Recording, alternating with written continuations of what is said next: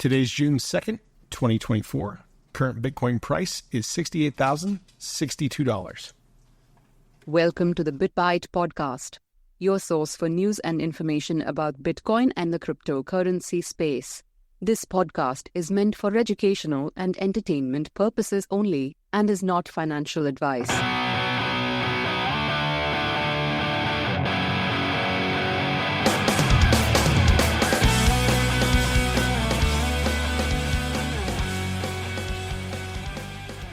How's it going, Rick? It's going. I'm still alive, so that's all that matters. Yeah. Just word of caution out there. I think people are starting to lose their minds nowadays, so be careful about who you're cohorting with. Exactly. There's been a lot of crazy stuff going on in the world lately. I mean, I think there's a lot of different pressures, things piling up on people. Obviously, inflation's a big deal, been affecting a lot of people. And then I think we kind of talked about this. I don't want to go too far into this, but we kind of talked about this with El Salvador, right? Like what we were talking about that with before. It wasn't necessarily poverty that caused a lot of the crime, or it was, or... Well, it was kind of like the levels of crime that they had made them all poor. Yeah. And it also, I mean, the drugs or the cartels basically ran that country, and they were charging, your monthly fee, and if you didn't pay, you get killed. So, yeah, I mean, just craziness on top of craziness. Yeah, and I think we see a epidemic of it used to be like meth was one thing, but now I think fentanyl is playing a big picture into a lot of this stuff. So, just be careful on who you're around, and be careful in public spaces, those types of things. But I mean, go ahead. I was just going to say, and apologies for not putting together an episode. Our lives have been kind of busy and a little bit crazy. So. Yeah, we're gonna try and get back on track here. A lot of things going on in the month of May, but we'll try and get back on a regular schedule again for June. So we do apologize for those that we've been left kind of hanging. What are we looking at currently on our theoretical purchases, Rick? Okay, theoretical purchase back in October. The 0.0885 Bitcoin is now $6,000, so doubled in price. So we're doing good if you purchased back in October, late October. Yeah. At the halving, if you bought $1,000, it would get you to basically 0.00156, and that was basically 63,000. And with the price now at 68, you're at 164. So I mean, it's a very small but modest gain, but you're up. Yeah. Yeah. And I mean, one of the things that I was looking at here too, like we had charted out a while back, we were stuck in a channel for a long time. And I know the price, we've kind of discussed this between you and I, it's been kind of boring price action, but honestly, for the most part, we broke out of the channel, looks like on May 20th. And so we've been riding kind of this resistance line, throughout this whole time. Like we had that, what was possibly a inverse head and shoulders. And then we broke out above that, on the 20th, and that was when we broke that price of 68,000, and that trend line is still going down, so it does give us a little bit of room to continue to move down, but we're right there at that trend line again, heading into the end of the week. So we'll have to see where this kind of goes. Like, I mean, really, either we're going to break down or we're going to pop up, or we're going to continue to trade sideways. It's really hard to just keep track of what's happening. Yeah. And one of the things that we've been looking at, past few episodes that we've been doing, or the few episodes that we've been doing lately, has been a lot of it. We've been looking at the flow table for the ETFs, and they continue to gain steam in a lot of ways. Like there was this lull period for a little while there where like IBIT wasn't buying, people were kind of panicking, like what was going on, and then it looks like the tides kind of shifted on May 21st, which was right after that breakup above that we talked about. You had IBIT, they purchased 290 that day, 290 million. And then ever since then, they've had some pretty nice inflows. The lowest day since then was, it looks like the May 30th, they bought only 1.6 million, but then on the 31st, they did 169 million on there. And at the same time, like Grayscale's been the big one that's been continuing to outflow. And even that day on May 31st, they had 124 million worth of outflows that came out that day. So, I mean, it didn't top what IBIT had purchased. And I think currently now IBIT has now, which is BlackRock, they have now flipped Grayscale. So they have more Bitcoin than what Grayscale had. And you got to remember, Grayscale was the big dog going into this thing. And that has now officially been flipped over. So, yeah, I mean, if we look at the chart and we're looking at the flows, basically we're seeing positive net inflows every day again.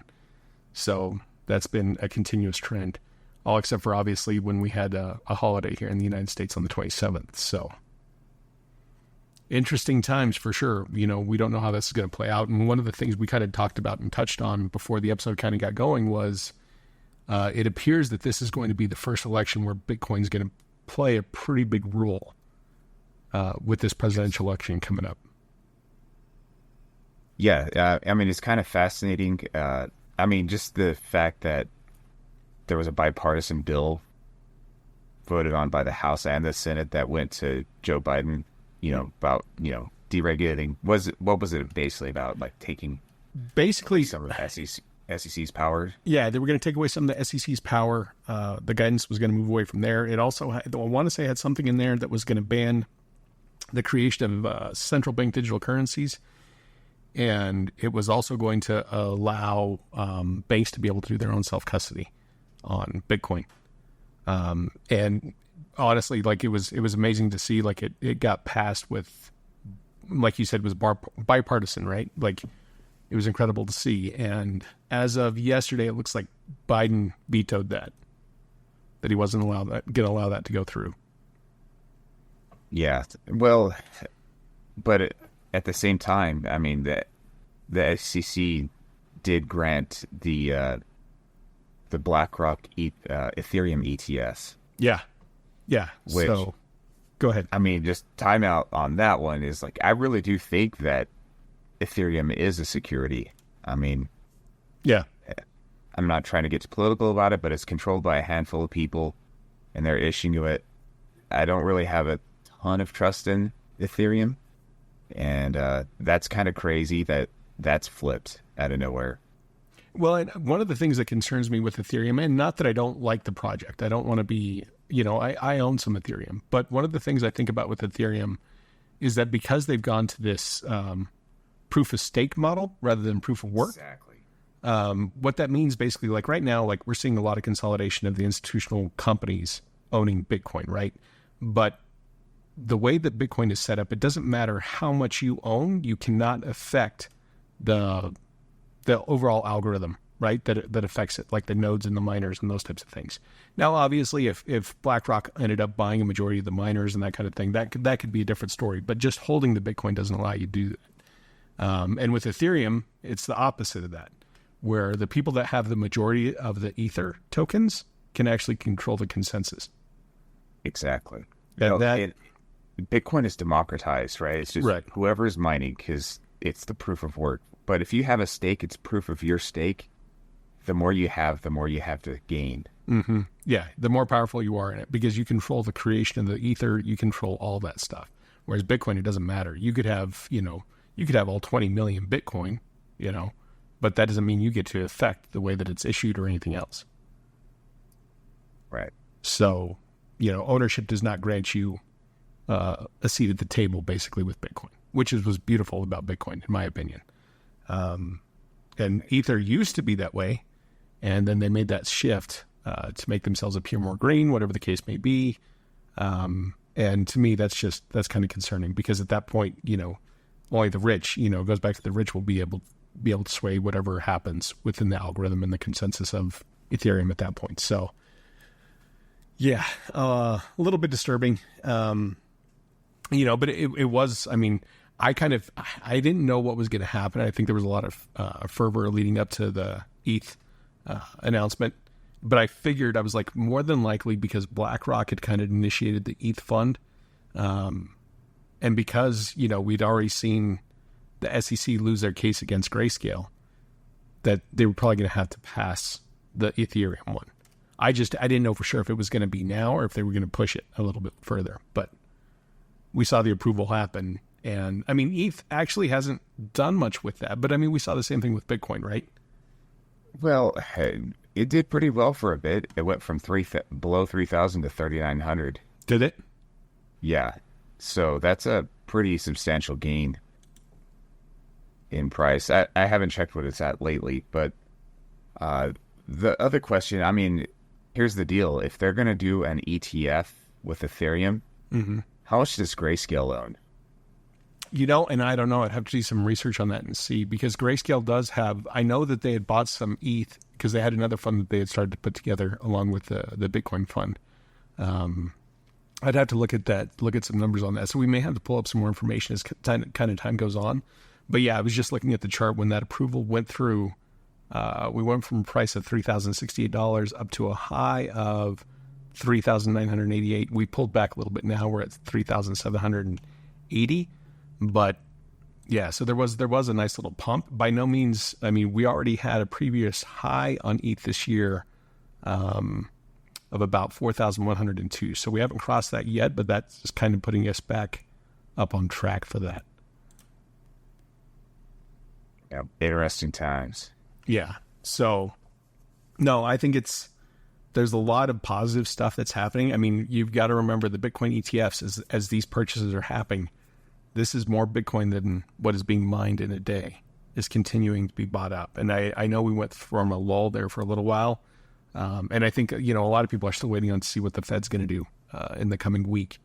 Are we going to have, because this week, I think there was supposed to be some Fed news that was going to come out. And then the following week will be our CPI print for May. So, I know the Fed really wants to cut rates. Whether they'll openly say that or not, they want to cut rates. So it's just a matter, like if we get two prints where they're like, oh, it's gone down a little bit, enough for us to say, yeah, let's go ahead and let's do a cut. Kind of relieve some of that pressure on the banking system. But, or they still want to wait for a crack to appear. Yeah, I think that if interest or inflation appears to go down in whatever BS metrics they're using, they're going to have an excuse to cut rates. I don't know when that will happen, but I'm pretty sure before the election, interest rates will be cut. Yeah.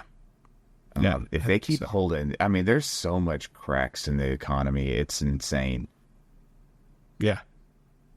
Yeah. And like we said, I mean, this is the first time where crypto and Bitcoin is going to play a role in the election. Like, this is going to be very interesting to see.